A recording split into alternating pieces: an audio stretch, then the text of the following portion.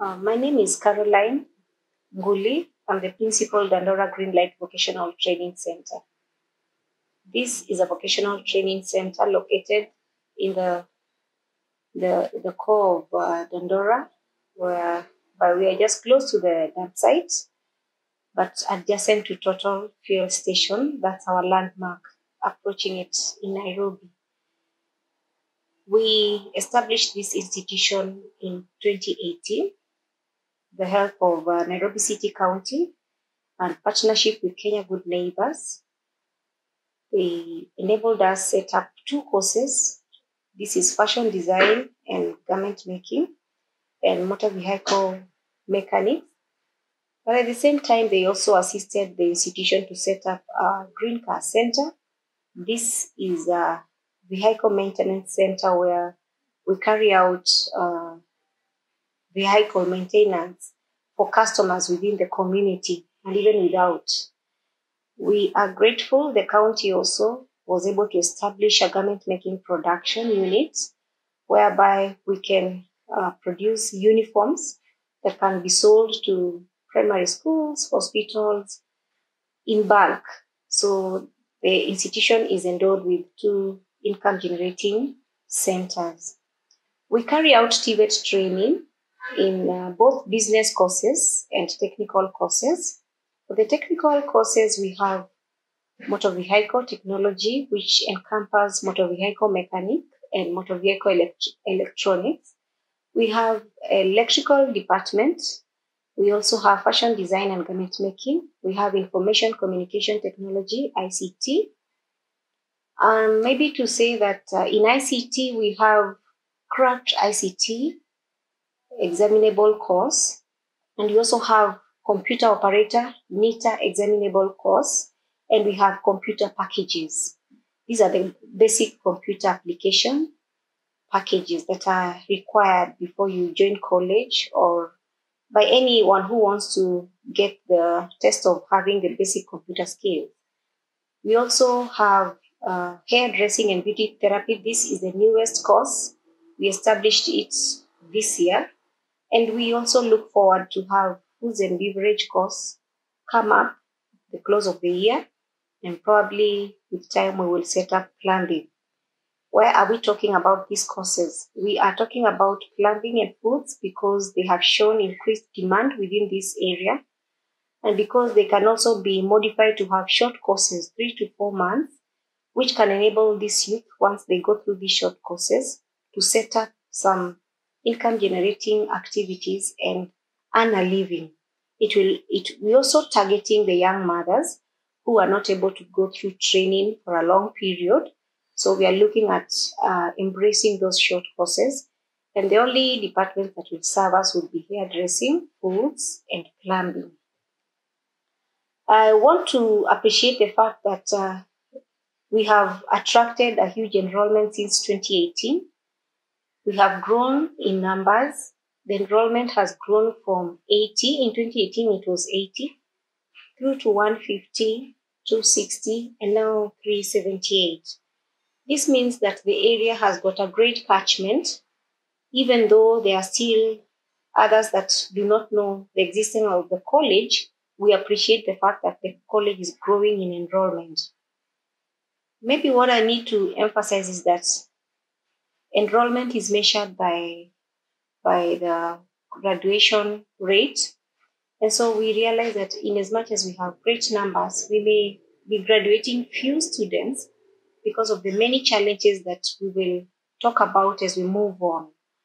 So this is a public institution that we appreciate the support of the county, and therefore it has also supplied us with HR, human personnel, but still not adequate. But we have trainers that have been posted here by the Nairobi City County government. And we also have others that we have been able to employ them and recruit them through the board of governance so that we can see training, quality training being offered to the trainees. I am glad to say that each and every year, including last year that we were faced with a great challenge of the lockdown after the COVID pandemic happened, we have managed to graduate over 50 students with NITA Grade 3 skills. This means they have gone through the National Industrial Training Authority, that is what we call NITA, exams, Grade 3, 2, and 1. And most of these trainees who are now graduates have already secured employment within the Jua Kali sector, and others have also been employed within large organizations like Shell, Oil Libya, and this is a great encouragement to us. We know that with time, we will have a great network of these alumni who will be placed in different industries. So we are working with some organization to see how best we can get our graduates be placed immediately after training. I may want to say that in terms of enrollment, both male versus female, we've seen hairdressing and garment making registering a high number of female students and a very low number of male students. As a matter of fact, we've only had 2 male trainees since we began in 2018 taking the garment making course. For hairdressing, though we've started this year, we've had none. But then the good part of it is that we've also had few girls few trainees female trainees who've enrolled in motor vehicle mechanic and electrical department. If I give it to in a way of expressing it in a clearer way of expressing this, I would say we maybe have 10% enrollment of the female students in the male-oriented courses like mechanic, electrical, yeah. But ICT has shown both 50-50 enrollment, both male and female. Then this calls for support to sensitize the trainees before we enroll them on the need to carry out such technical courses and to avert this idea of having some courses having a bias of male and others having a bias of female. We've not been able to come up with a package to encourage them to pursue this training, as I've already explained, but we hope that in the coming few years, we'll register a higher number on these courses accordingly. I want to say we have experienced a very rapid growth since 2018 because we've had over 250 graduates who have also been placed at the job market, now in this case the Jua Kali sector, and they've gone through this training and they only have the NITA grade courses, that is the NITA grade 1, 2, and 3. This means if only we had a way of boosting the graduates, probably providing kits to them as they graduate, then would have maybe a 90% transition to the job market because each and everyone would be able to set up a unit and be able to earn a living. What I think we need to do is to ask ourselves, is the entrepreneurship skills we are giving to these trainees able to sustain them when we give them these kits to start up these income generating activities? Because on the contrary, we can still provide the kits and they go and sell them out because they are still growing. So we are at a place where we need to think about the transition of these graduates from our technical training sector to the job market. How best do we want them placed? How best do we want them to earn a living through their own income generating activities? What is the follow-up support do we need to employ so that it can enable them to sustain these income generating activities? I want also to appreciate the fact that we began with 2 courses and now we've grown to probably a number of 5 courses. That is growth on our part. We started with 2 employees, myself and my deputy, and now we are counting around 18 employees within this center. We're also seeing a lot of growth. The fact that we have been able to attract the community to service their vehicles. This Green Car Center began operations in 2019 in October, and up to now, we have raised over 800,000 from that center. So for us, that's growth because it is self-sustaining. We also want to appreciate because our garment making production unit has supplied around 5 schools with uniform. These are the early year education students, the ECD. We've been able to serve as corporate social responsibility for those 5 schools within Kasarani and Dandora area. That's a good way that we feel we have touched the community around us. I also want to appreciate the fact that the school is registered with TVET and we operate legally. So every operations under this center is governed by the TVET Act. So that's also a milestone that we embrace and we are happy about. The fact that we are able to reach to partners and engage and partner with them in different programs here at Dandora Greenlight is a great milestone to us that we need to celebrate about. Last year, we had seen over 100 youths that have been trained through Generations program. We housed Generation program through USAID, and we had over 100 students who were trained on financial sales services. And as we talk, over 50% were placed before COVID lockdown. But after COVID, most of them lost their jobs. So that is how the Generation program came to a halt. We also partnered with Concern Worldwide. Concern Worldwide has enabled the girls within Dandora area in some of the selected schools to transition to courses direct from class 8. Realize there are students in our community who are not able to move on with education training to the basic level, that is the high school. So those are the students that we've been training through Concern Worldwide, and it's been a great pleasure to see them gain skills and even be able to be placed at the job market through this center and the training that we offer to them. We are grateful to offer employment to around 18 employees here at the center. That is a way of job creation. We're also grateful because we've had over 10 interns from different universities and colleges who walked through this center and gained experience while undertaking their training. So we appreciate all this.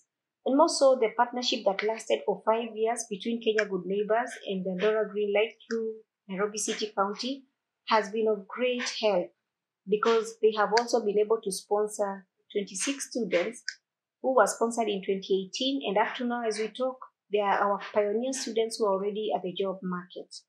We are grateful for the growth. We've learned to celebrate the short wins as we move forward and set our goals on greater achievements. These achievements did not just happen without challenges. We've had myriad challenges. One of which is insecurity. This place is located within Dandora. We've had issues of insecurity within the community and the surrounding, but not within the center. So this affects our enrollment because most of the parents would want their trainees their children or their youth to be in a place where they are accommodated for their training. Probably we need to have some hostel somewhere so that now when they are sent to college, then they are enclosed within the institution. We have a limited piece of land, so we cannot set up accommodation facilities, and therefore that leaves us with the day scholar programs. And for that reason, the insecurity issues really has put off some parents far and wide who have wished to join us for training. So they end up maybe going to the nearest institution, which is Nairobi Technical or SOS Buruburu. We also have had the issue of prejudice. Prejudice is a common issue within the vocational training center fraternity. The community has had this attitude that vocational training is for the failures. So in that case, when even guardians and parents approach us in the office, they already begin by saying, I have my daughter who failed in this exam, and so I want them to be enrolled. So the attitude about vocational training centers has not changed. The community feels these institutions are for the failure. But then this is a chance for me to tell them that these vocational training centers are set for all. Those that have failed, according to them, whatever failure means, and those that have also succeeded. Maybe what I need to say is that we do not approach life from that kind of a perspective. We do not fail sometimes because we want to fail, but we fail because the circumstances within us at that particular time when we were sitting for those exams just enabled us to fail. And probably we have potential that we need to move on. So I approach it from I want to encourage parents to approach this skills training as a way of enabling their students to be better people in earning a living through their own hands-on skills that will help them earn a living. You could be a first-class student with engineering course in biochemistry, but you may not be able to even repair the machines that you are working with at that industry. But then if you combine these skills that we offer here in basic electronics together with the engineering course that you have in the university, then makes it easier for you to multitask. You can work, you can be employed, you can employ yourself. So let's look at these vocational training centers from a positive end. I want to give an example with myself. I am a TVET trained graduate from Technical University of Kenya. Then that time it was Kenya Polytechnic. I went through training in clothing technology, and after then I embarked in doing and engaging in these grade 3 skills, and I'm able now to produce an outfit. I'm also able to sell the outfit. I'm able to design the outfit, and I'm also able to do administration course like I'm doing right now. So let's take TVET as a stepping stone to employability opportunities, so that we don't limit ourselves. Like if you go through clothing technology training, then you can only become a tailor. I am here to say that it is possible. You can become a tailor, you can become a designer. You choose the path to which you will enhance yourself, and it's going to work well. So what I'm saying is that let's work on the attitude. That is our first assignment for us to prosper in this field. Let's also look at how do we enhance TVET training. What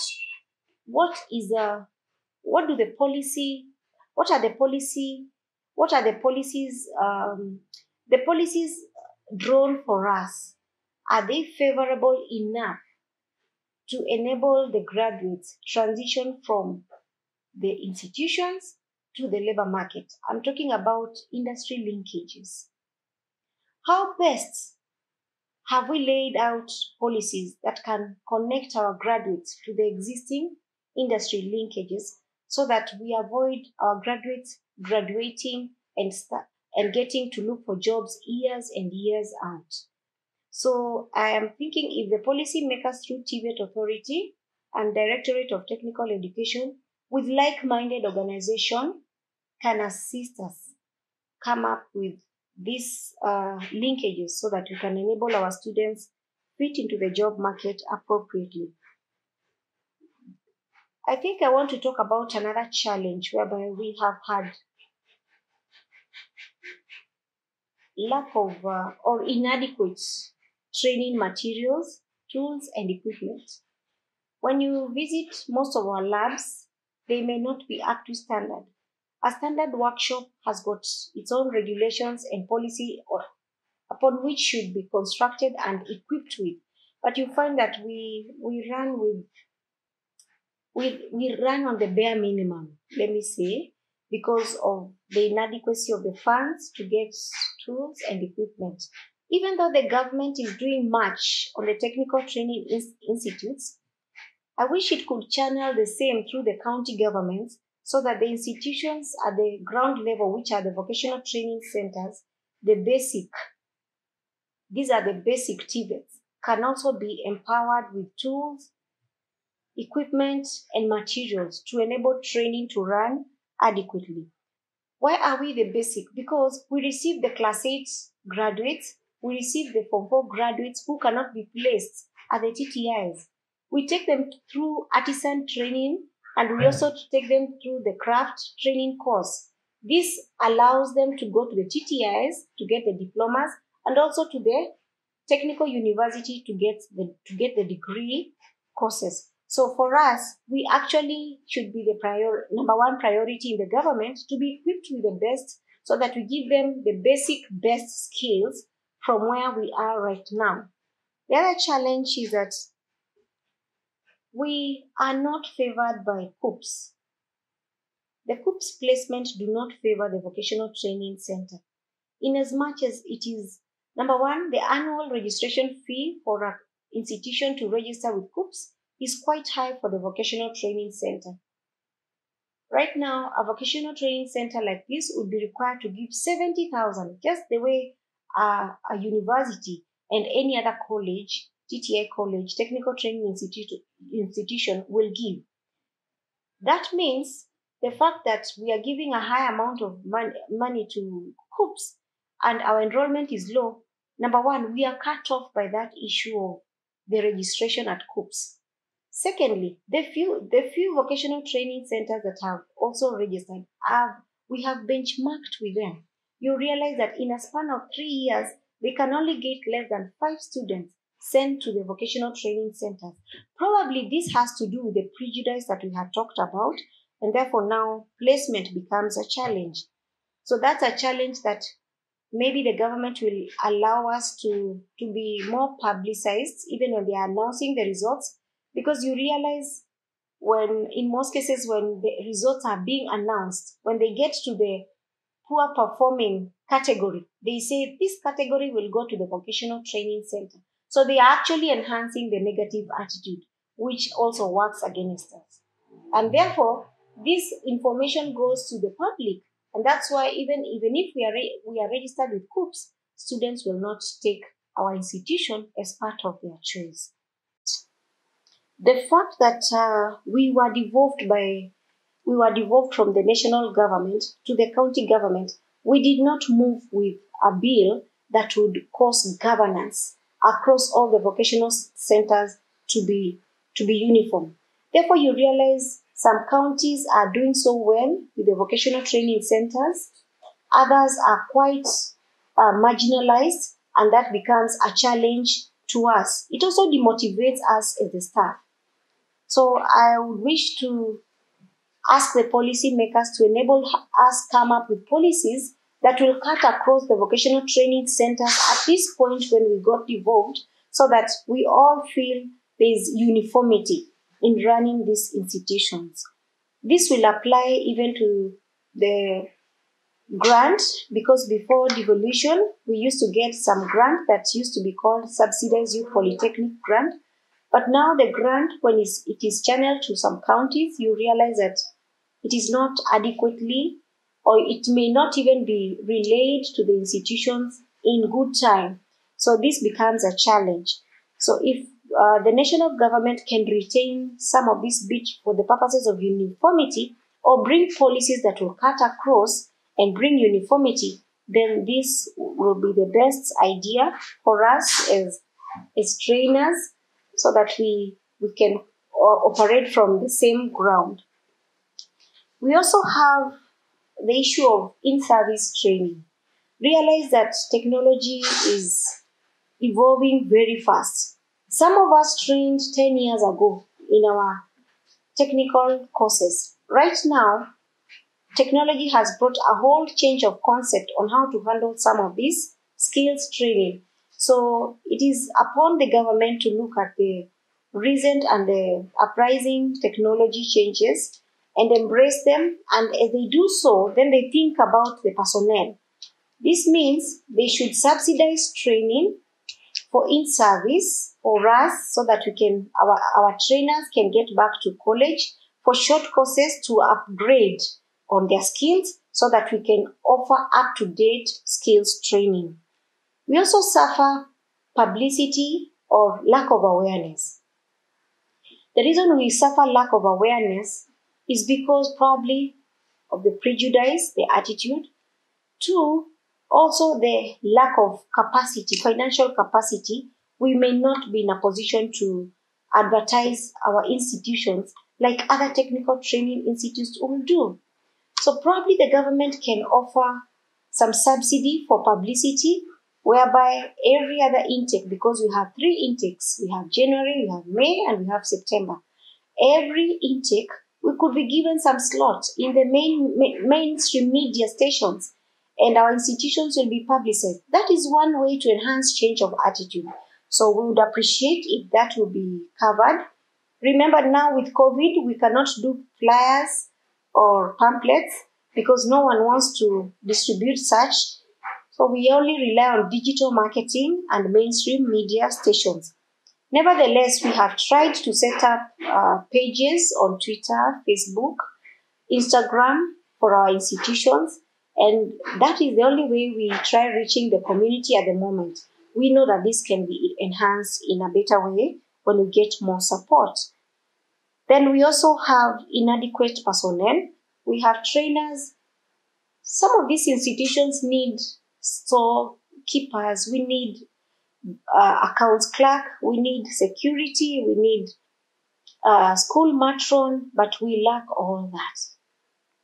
So we are requesting our county government to really consider giving us an opportunity of maybe equipping these centers with enough personnel, and the personnel that is at the moment deployed by the county is giving some support, but not as much like we would wish if we had enough staff at the centers.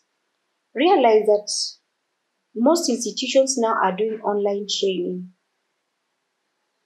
Right now, since last year, after the institution's closure after COVID struck, we never resumed training online.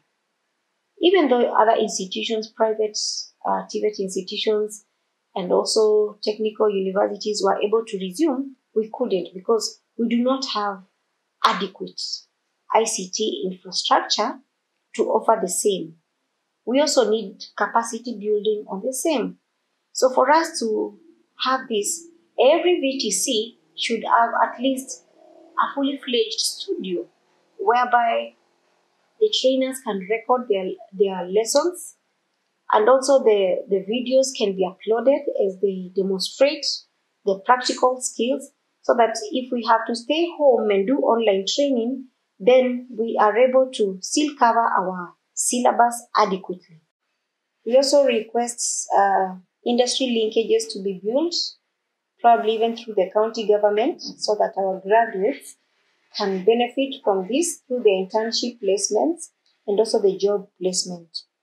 We hope that TVET is working hard to come up with a curricula that is matching with the current labor needs, because some of the curriculum that you're using right now, they're outdated. You realize what is in the market right now is not what is in the curriculum. So probably TVET will also assist us in coming up with updated curriculum in this area. We also would wish that we'd be having some one-on-one meeting with stakeholders. We can have a day stakeholders, a vocational training skills day. I wonder, we have every other day for every other activity. we have a Riders Day, we have Water Day, we have Skills Day HIV days. Why can't we have a national vocational, not a skills training day, but a national vocational training centers day, whereby it brings together stakeholders from the vocational training centers within the nation, so that we can exchange ideas how to boost this basic TVET sector in a bid to grow. If we benchmark with countries like Malaysia, German, you realize that they have considered TVET training at the basic level to be a very important segment in the government to be supported.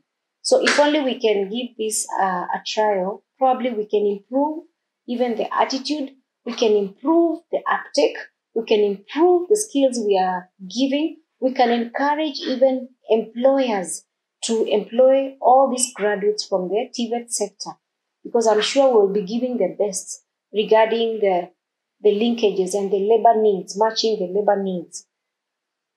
I think that will be great. For me, I know that TVET is one key area that can boost industrialization. It can boost youth employability. It can also boost the GDP of a state if given a little attention that it requires at the moment.